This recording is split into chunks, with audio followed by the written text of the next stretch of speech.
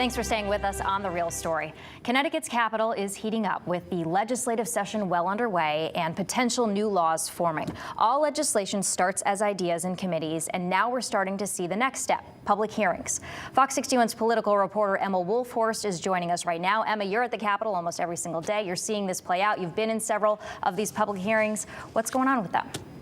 Yeah, Jen, a lot of big issues being tackled. And as you said, we're in the step of committee hearings now. Hundreds of people, some for just one hearing, some across lots of different hearings, signed up to make their voices heard as we're starting to get into that process. There's a lot to talk about, but we wanted to explain what public hearings actually are and why they matter. When bills are proposed in legislative committees here in Connecticut, they have a public hearing. Our state requires this opportunity for your opinions and public comment to be heard before any law is passed. Amendments and further discussion come after these hearings, so you can make suggestions which end up being written into and shaping the final law. Now, if you want to read some of these bills and figure out when they're going to public hearing, all that information is on the General Assembly's website, which is up on your screen right now. If you click on calendar entries, there's a list of what's being discussed in the public hearing. But if you're not looking to head down to the actual Capitol building,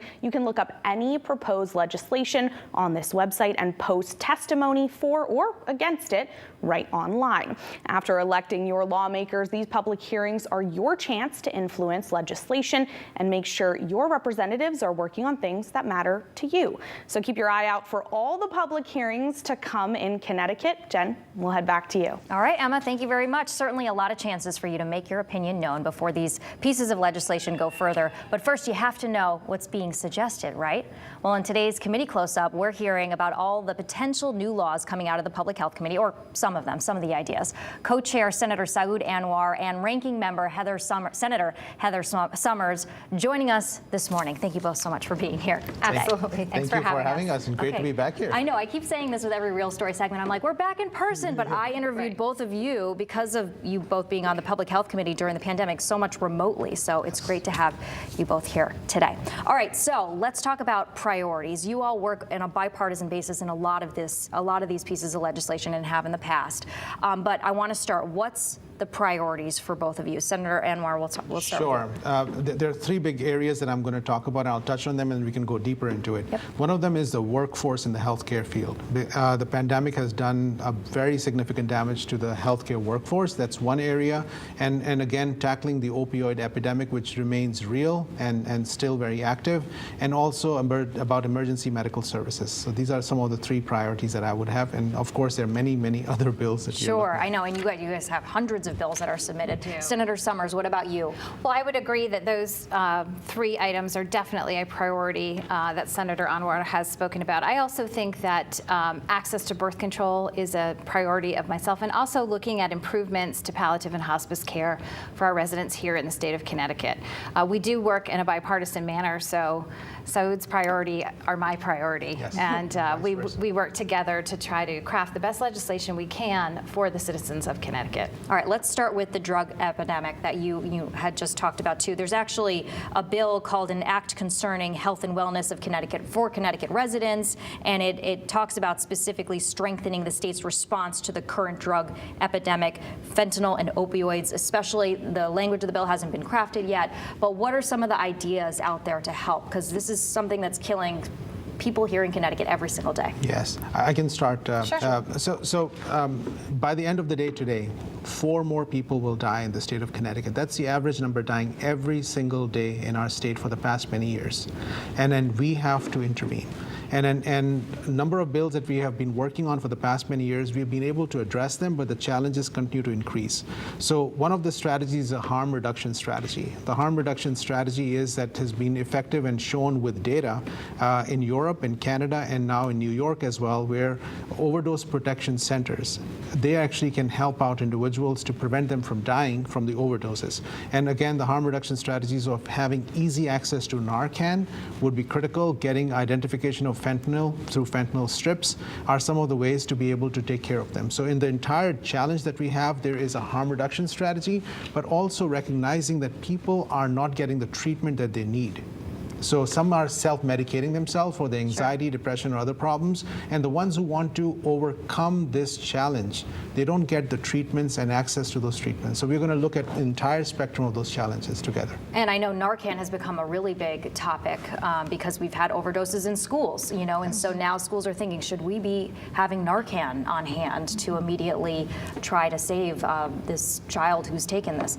Senator Summers, your thoughts on the drug epidemic? On the opiates or the drug situation that we're seeing here, we haven't had a public hearing on it. The whole idea of harm reduction centers is a new idea. I'm not sure that will be embraced by everyone in the legislature because it allows you a safe place to do drugs, to bring in your heroin, to do heroin in the presence of people that are there. And if you overdose, there's somebody there to give you Narcan. I'm not sure how that will be embraced by the legislature. We have not heard the testimony on that at this point. I think one of the things we can do that will really help those going through a problem with addiction is to make sure that we can reimburse for recovery coaches or a peer support person. Right now we have volunteers helping those individuals going through addiction crisis, trying to go through recovery, but you really need that support system surrounded by you. And if we could find a way that we would be able to cover that by Medicaid,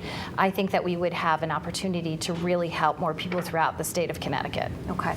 I want to get on this topic now too, reproductive health care and access to birth control. I know that you all, this is really important to some of the Republican colleagues, including you. Talk about the bill that you all have.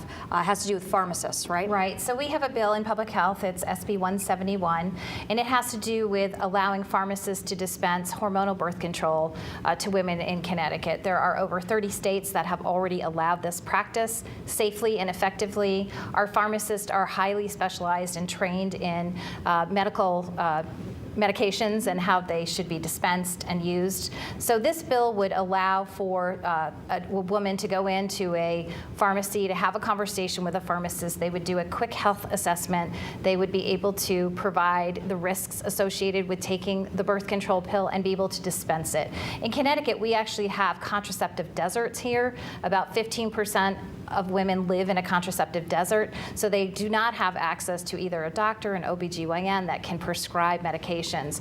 It is difficult for people to find a doctor, maybe get an appointment. So during the time where they can't see a healthcare provider, as far as a medical doctor, they should not have to go without birth control.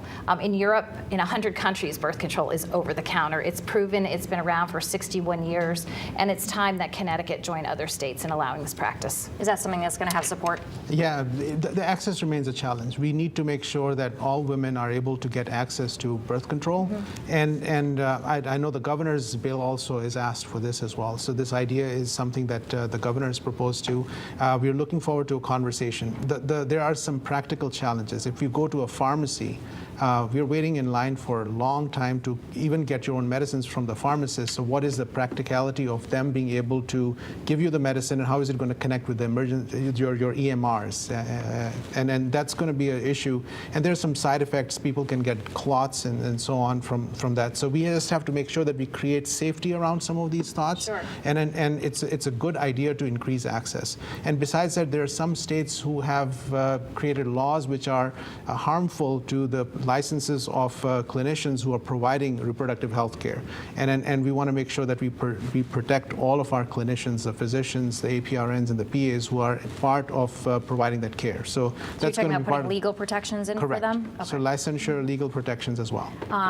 In talking about the issue with pharmacies, this is another segue, I think, to the fact that we have a workforce shortage and a healthcare shortage. Because, I don't know if you've all noticed, but pharmacies, well, you probably haven't noticed, but pharmacies have reduced their hours. I mean, even in my town and the surrounding towns, you'll call and they don't have a pharmacist on staff for a certain number of hours. So is this adding to, are they going to be able to handle doing extra birth control? Because that's a whole other issue, I can right? say that, you know, the Pharmacists Association is fully behind this. We just had a press conference with CVS and Caremark, and they are ready and able to step up for this particular challenge.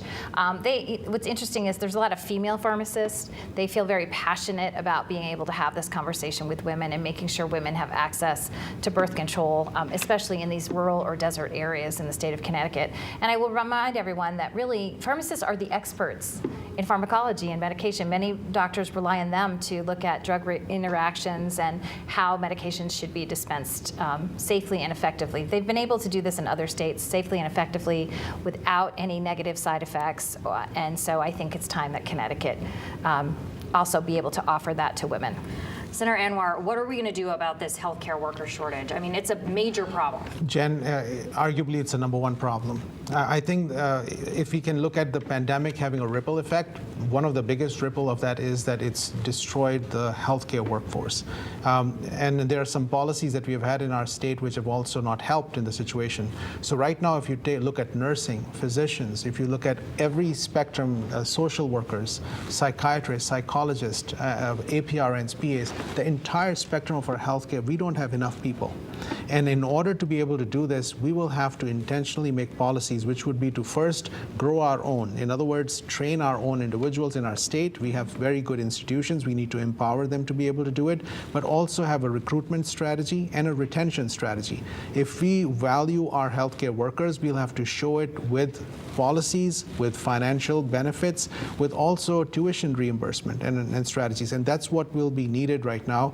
And if we don't do this, it's going to become a disastrous situation in our state. On a side note, and I didn't get to ask you guys about this before, but did you see what was going on with Stone Academy and these students that, I mean, how do you put protections in place? Like, who's regulating that? So I think part of the fact that we regulated was the reason we were able to identify that they were not providing a good enough educational experience and safety, because the individuals in healthcare workforce, they are going to be dealing with the lives of our citizens, our families, and we cannot afford to have less than excellent quality of education. What happens with these students? Is there any recourse for them? Yes, they're working on recourse right now. Who's they? DPH is working. Ah, okay. Interesting. And SDE, absolutely. And Office of Higher Education, this is one of the priorities. We want to make sure that every student who is being impacted will take care of, and these are nurses. And we need nurses like oxygen in our state. That's what I was thinking. So that's I was why like, we need these people. Yeah. Okay. You know, and to add to the workforce, you know, last year in public health, as you remember, we initiated a tuition reimbursement policy. If you were in a certain category of clinician that we were in need of, you would have an opportunity to apply for tuition reimbursement. And when we've looked at recruitment efforts in other states, or when you talk to young physicians coming here, their number one ask is tuition reimbursement. They're leaving with staggering debt from medical school, and there was money allocated, but we're going to really have to step that up to be able to provide significant tuition reimbursement. We're looking at things like helping fully pay for somebody to go back to become a CNA. There are bills in that I think we should take a look at that create a medical magnet high school where someone could perhaps go into high school, graduate with a CNA and LPN, some of the occupational health, and be able to go right into the workforce. We really have to start thinking about how we provide education to our students and how we encourage young people to get in the field in a different way. Okay, anything else you want to say on that, Senator Anwar? Well, the good news is that everybody believes that this is the way to go. Right. We are all united. And then the other thing is we will have to put resources into this. This is going to be an investment in our healthcare future. It's interesting because you have obviously all of these different sectors. You have education saying we need teachers, we need to put resources, and there's only so many resources to go around. Luckily, the state, you know, we're doing better than we have done in past years. So how do you get the Appropriations Committee or whoever to allocate more funding? Well, that's a lot of lobbying. We're both on appropriations too. Okay, so, there you go. We will both obviously be advocating for that area also. And you know, we are in a good position. We had a lot of federal funding coming into the state, a lot of ARPA dollars, and in the pandemic. in that respect, helped us because the federal government supplied a lot of capital for our state. Sure. But it really highlighted the voids that we knew were coming in the healthcare system for years. We all knew, I remember when I was younger, people saying, as we get older, there's going to be less of us to take care of you. And now it has really just exacerbated the process. We've had clinicians, because of burnout, choose to just leave the field completely. Right. You know, they're required to work more and more hours, less and less time off, Yeah. you know, higher stress levels. And we really need to do something also to help them with the stress that they endure providing health care. Sure.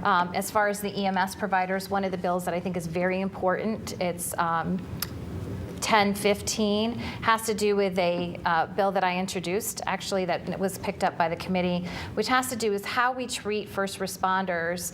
As Senator Anwar has talked about, where it's more increasingly difficult to find them, whether it's EMS, paramedics, and when they are exposed to very traumatic situations or experiences, if they need treatment for PTSD, for stress, that cannot be held against them should they need life insurance. And that's something that, you know, together, Senator Anwar has signed on to that bill, we think is very, very important. Okay, and I know that was something we had talked about before. We are out of time right now, but people should take a look at that because someone was actually denied insurance coverage. It's kind of disturbing. That's correct. For getting treatment. All right, Senator Heather Summers, Senator Saud Anwar, thanks for coming on The Real Story in person and talking about the work that you both are doing. We appreciate it. Thank you Thanks for having us. Come back on again. All right, that does it for us on The Real Story. If you want to watch these segments again, you can head to fox61.com or download the app and come see us every Sunday at 10 a.m. right here on Fox 61. See you then.